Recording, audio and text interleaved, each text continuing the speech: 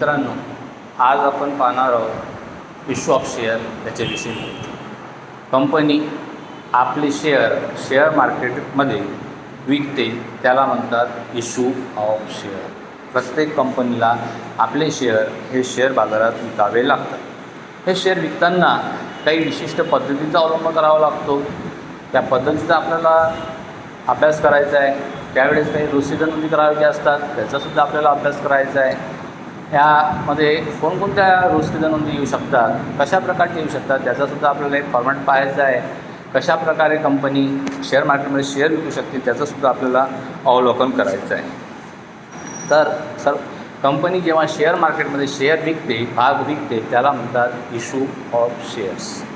तर issue of शेअर्समध्ये काही जनरल एंट्र्या असतात, त्याचंसुद्धा आपल्याला अवलोकन करायचं आहे. आज फक्त आपण त्या जनरल एंट्र्या कोणत्या असतात ह्या ऐकणार आहोत. त्याच्यावर न्यूमरिकल प्रॉब्लेम कशा प्रकारे घेतल्या जातील ते आपण नंतरच्या तासिकेत पाहणारच आहोत. तर कंपनी 100 रुपयाचा भाग 100 रुपयालासुद्धा विकू शकते, त्याला म्हणतात इश्यू ॲट पर. कंपनी 100 रुपयाचा भाग 100 रुपयापेक्षा जास्त भागाला विकते त्याला म्हणतात इश्यू ॲट प्रीमियम. कंपनी 100 रुपयाचा भाग किंवा 10 रुपयाचा भाग ओरिजिनल किमतीपेक्षा कमी मूल्याला मार्केटमध्ये विकत असेल तर त्याला काय म्हणतात इश्यू ॲट डिस्काउंट, कसरीवर भागांची विक्री. तर या तिन्ही पद्धतीमध्ये आपल्याला जनरल एंट्रीवर काही ना काही परिणाम होणार आहेत. त्याचे वेगवेगळे जनरल एंट्र्या असतात. सामान्यतः कोणकोणत्या जनरल एंट्र्या आपल्याला पेपरमध्ये येऊ शकतात याचा आपल्याला सखोल अभ्यास तर आपण करणारच आहोत. परंतु सामान्यतः ज्या जनरल एंट्र्या असतात त्या जनरल एंट्र्याचा आज आपण अभ्यास करणार आहोत. त्यामध्ये आखणी करून घ्यावी आपण. मी फक्त ओरली बोलत आहे, ते तुम्ही राईट डाऊन करून घ्या. इन द बुक्स ऑफ ...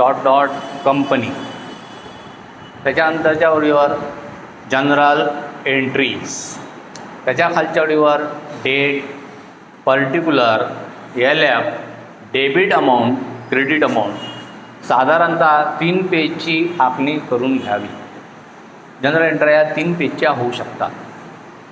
फार जास्त जनरल एंट्र्या आहेत. Number 1 bank account debit, share application account credit. Being application money received bracket complete. पुन्हा एकदा सांगतो, bank account debit, share application account credit, being application money received. Second entry application account debit to share capital account, being application money transfer to share capital account. किंवा ही complicated entry सुद्धा होऊ शकते, समोर होणारच आहे. Share application account debit, share capital account credit, bank account credit आणि allotment account credit. पहा, डेबिटला एकच अकाउंट आहे. Application account debit to share capital account, to bank account, to allotment account, being application money transfer to various account. आता कॅपिटलमध्ये किती पाठवायचे, तर जेवढे कॅपिटल विकायला काढले तेवढे पाठवायचे. काही शेअर जास्त आले तर आपण परत पे करतो लोकांना, त्यांना बँक अकाउंटमध्ये पाठवायचं. अलॉटमेंट व्यवस्थित झालं असेल तरी पैसे जास्त आले असेल, प्रो रेटा पद्धती वापरली असेल तर अशा वेळेस अलॉटमेंट अकाउंटसुद्धा येईल. ते आपण गणितमध्ये कशा प्रकारे एंटर येतात त्याचा अभ्यास नंतर पाहणार आहोत. Number 3 allotment account debit to capital account, being allotment money demand किंवा due, being allotment money demand किंवा due. Third entry bank account debit. Next entry bank account debit to allotment account, being allotment money received, being allotment money received. Entry number next. First call account debit, first call account debit to capital account, being first call money due, being first call money due. नंतर bank account debit, bank account debit to allotment first call account, bank account debit to first call account, being first call money received, being first call money received. Next entry, final call amount बोलवण्याची. Final call account debit, final call account debit to capital account, being final call money due किंवा demand. नंतर final कॉलचे पैसे आल्याची entry. Bank account debit, bank account debit final call account credit, being final call money received. तर सर्वसाधारणतः सोप्या गणितात 8 एंट्र्या असू शकतात. 2 एंट्र्या अप्लिकेशनच्या, 2 एंट्र्या अलॉटमेंटच्या, त्याच्यानंतरच्या 2 एंट्र्या फर्स्ट कॉलच्या, त्याच्यानंतर 2 एंट्र्या फायनल कॉलच्या. सरळ गणित चाललं तर. परंतु कधीकधी पेपरमध्ये सरळ गणित येणारच नाही आहे, हे आपल्याला माहिती पाहिजे. कठीण गणित येणारच आहे. आता कधीकधी कंपनी डिस्काउंटवर शेअर जेव्हा विकते तेव्हा डिस्काउंटवर एंट्री विकताना तो डिस्काउंट तो अलॉटमेंटवर सुद्धा मागू शकतो किंवा देऊ शकतो. फर्स्ट कॉलवर, सेकंड कॉलवर किंवा सुरुवातीच्या कॉलला. जेव्हाही आपण डिस्काउंट देण्याची एंट्री करू, कंपनी देईल आणि समोरच्या व्यक्तीला मिळेल. कंपनी देताना कंपनीसाठी हा खर्च असतो, म्हणून अशा वेळेस डिस्काउंट अकाउंट ऑलवेज डेबिट. देताना डिस्काउंट अकाउंट डेबिट. अलॉटमेंट असेल तर अलॉटमेंट क्रेडिट, फर्स्ट कॉल असेल तर first call credit, final call असेल तर फायनल कॉल क्रेडिट. डिस्काउंटच्या वेळेस डिस्काउंट हा कंपनीचा एक प्रकारे खर्च आहे किंवा डिस्काउंट हा कंपनीची संपत्ती आहे.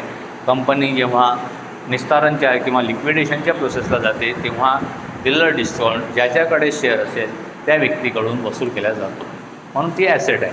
साधारणतः डिस्काउंटचा विद्यार्थी खर्च हा अंदाज लावतो. खर्च अंदाज लावा किंवा संपत्ती अंदाज लावा, दोन्ही वेळेस डिस्काउंट अकाउंट डेबिटच राहील. त्याच्यानंतर कधीकधी कंपनी 100 रुपयाचा भाग 100पेक्षा जास्त रुपयाला किंवा 10 रुपयाचा भाग 10पेक्षा जास्त 1 रुपयाला विकायला काढते. तर अशा वेळेला जेव्हा भाग जास्त किमतीवर विक्रीला काढण्यात येतो त्यावेळेला इश्यू ॲट प्रीमियम म्हणतात. तर प्रीमियम अकाउंट हा नेहमी क्रेडिट करायचा. शेअर प्रीमियम अकाउंट क्रेडिट करावं. मग तो अलॉटमेंटच्या वेळेस असेल तर allotment account debit, share premium account credit. तो फर्स्ट कॉलच्या वेळेस असेल तर first call account debit, share premium credit. या प्रकारे नोंद होईल. हे झालं डिस्काउंट आणि प्रीमियमची एंट्री. कंपनी एखाद्या भागधारकाने भागावरील राशी भरली नाही तर त्याचे शेअर जप्तसुद्धा करते, त्याला म्हणतात फॉरफिटेड.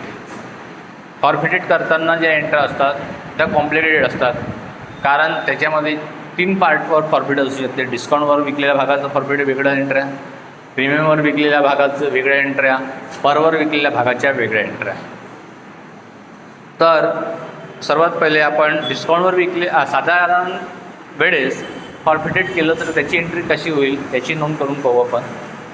शेअर विकताना काय केलं होतं आपण, शेअर कॅपिटल क्रेडिट केलं होतं. तर शेअर जप्त करताना forfeited account debit, share capital account debit, share capital account debit to share forfeited account to unpaid instalment account. Entry लक्षात घ्या. Share capital account debit, forfeited credit, unpaid credit. फॉरफिटेडमध्ये जेवढे पैसे जप्त केले तेवढे रुपये, अनपेडमध्ये जेवढी राशी आपल्याला मिळायची आहे तेवढ्या राशी. डिस्काउंटवर विकलेले शेअर जप्त करताना entry. Share capital upon debit, forfeited credit, unpaid credit, डिस्काउंटसुद्धा क्रेडिट.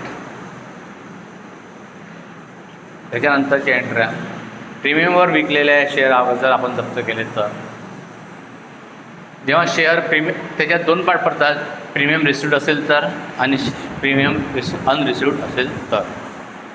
शेअर प्रीमियम रिसिव्ड असेल तर साधी एंट्री करायची, share capital upon debit, unpaid credit आणि फॉरफिटेड क्रेडिट. परंतु जर प्रीमियम नॉट रिसिव्ड असेल त्याची एंट्री वेगळी आहे. त्याच्या वेळेस जेव्हा आपण शेअर प्रीमियम मागवली होती तेव्हा शेअर प्रीमियम आपण क्रेडिट केलं होतं. जप्त करताना share premium debit, share capital debit to unpaid instalment to forfeited account. त्याच्यानंतर कंपनी जप्त केलेले भाग रिइश्यू करते, त्याला रिइश्यू ऑन फॉरफिटेड शेअर. तर अशा वेळेस रिइश्यू करताना सर्वसाधारणतः पूर्ण राशी एकत्र बोलवली जाते. तर अशा वेळेस एंट्री होईल bank account debit, share capital credit, share forfeited credit. बाकीच्या एंट्र्या कशा राहतात त्या आपण गणितानुसार पुढच्या तासिकेला पाहण्याचा प्रयत्न करू. धन्यवाद.